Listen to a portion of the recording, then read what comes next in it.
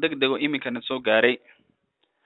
madaxweynaha dhalinyarada Soomaaliya Aweys Maaxi Cabdi ayaa booqasho lama filaan ah ku tagay caasimadda Soomaaliya ee Muqdisho. inta uusan ka bixin dalka Angola, Maaxi ayuu ku qabtay shir jaraa'id gudaha garoonka isagoo sheegay in safarkiisu yahay mid u hiilinaya dhanka nabadda iyo isku xirka bulshada iyo dhalinyarada. Maaxi ayaa la filayaa inuu kulamo la qaato madaxda qaranka Soomaaliya isagoo la kulmi doono mas'uuliyiinta ugu sarreeya ee dalka Soomaaliya sida madaxweynaha Soomaaliya Xasan Sheekh. booqashadan ayaa noqonaysa midii ugu horeysay ku tago mas'uul ka socda dhanka dhalinyarada. safarka Maaxi ayaa waxa ku waliya mas'uuliyiin iyaguna aad u sarreeya lagu kala magacaabo Aweys Qadarlebo, Ali Bashi, Ayub, Superboy, Yongiman.